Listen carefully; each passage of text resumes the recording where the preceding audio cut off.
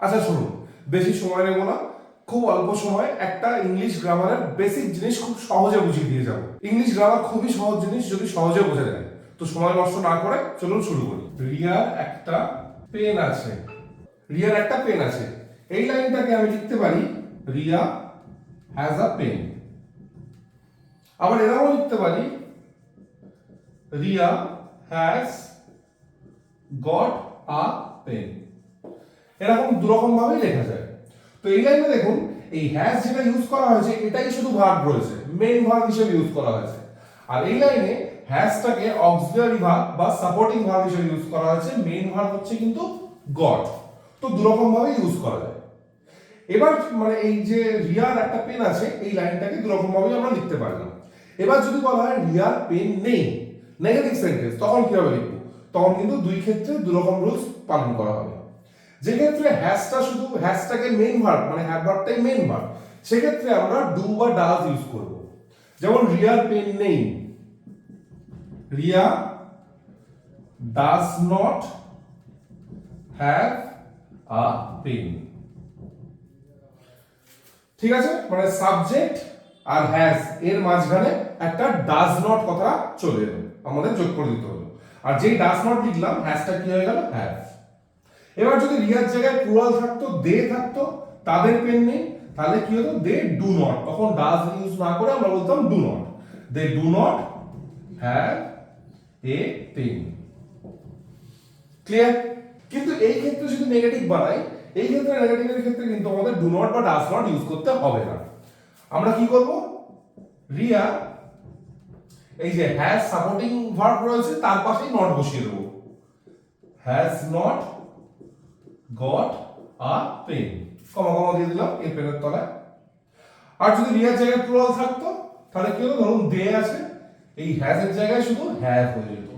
They have not got a pen, got a pen. Clear? আচ্ছা, negative বানালাম, এবার interrogative বানাই, মানে প্রশ্ন বানাই। প্রশ্ন কিভাবে বানাবো? এই ফরম্যাটের ক্ষেত্রে যেখানে হ্যাজটা শুধু মেইন ভার্ব আছে, আমাদের কি করতে হবে? এই যে পুরো সেন্টেন্সটার আগে একটা ডাজ বসিয়ে দেবো। ডাজ রিয়া, ডাজ রিয়া, এই যে ডাজ বসলো রিয়ার আগে, তারপরে রিয়া বসলো। এবার ডাজ বা ডু থাকলে সেন্টেন্সে হ্যাজটা হ্যাভ হয়ে যাবে। Does Riya have a pen? রিয়ার কি একটা পেন আছে? Does Riya have a pen? আর যদি প্লুরাল থাকতো, তাহলে কি করতাম? ডু বসিয়ে দিতাম একটা। Do they have a pen? Clear? তার মানে কি, যেখানে হ্যাজ বা হ্যাভটা মেইন ভার্ব থাকবে, সেখানে ইন্টারোগেটিভ বানানোর ক্ষেত্রে আমাদের সাবজেক্টের পরে ডাজ নট বা ডু নট নেগেটিভ বানানোর ক্ষেত্রে আমাদের সাবজেক্টের পরে ডাজ নট বা ডু নট বসাতে হবে।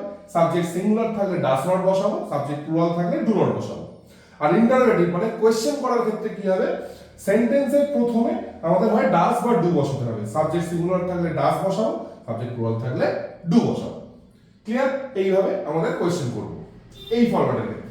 আর যদি এই ফরম্যাটে আমাদের কোয়েশ্চেন করতে হয়, Riya has got a pen, রিয়ার কি একটা পেন আছে, তাহলে আমরা কি করব? এক্ষেত্রে যেহেতু সাপোর্টিং ভার্ব রয়েছে আর মেইন ভার্ব দুটোই রয়েছে, তাই সাপোর্টিং ভার্বটাকে তুলে সেন্টেন্সের সামনে নিয়ে চলে আসবো। কি বলবো? Has Riya got a pen? Clear? আর যদি প্লুরাল হয়, তাহলে কি করব? have. Have they got a pen? Have they got a pen? তো এই হয়ে গেল দুটো ফরম্যাট। কারোর কাছে কোনো জিনিস আছে, সেইটাকে আমরা এরকম দুরকম ফরম্যাটে বলতে পারি, এবং সেটাকে নেগেটিভ বানানো, আমার কাছে কোনো জিনিস নেই, সেটাকেও আমরা এরকম দুরকম ফরম্যাটে বলতে পারি বা লিখতে পারি। এবং আমার কাছে কি কোনো জিনিস আছে, কোয়েশ্চেন করার ক্ষেত্রে আমরা এরকম দুরকম ফরম্যাট ইউজ করতে পারি। আমাদের যেটা সুযোগ সুবিধা হবে, যেটা সহজ মনে হবে, সেটা আপনারা ইউজ করবেন। তো এই হলো আজকের ছোট্ট টাইমের ছোট্ট ক্লাস। হোপফুলি আপনাদের কাছে ভিডিওটা মিনিংফুল ছিল। যদি ভালো লেগে থাকে, যদি মিনিংফুল হয় আপনাদের কাছে ভিডিওটা, তাহলে লাইক করুন, শেয়ার করুন আর চ্যানেলটাকে সাবস্ক্রাইব করুন। Have a good day.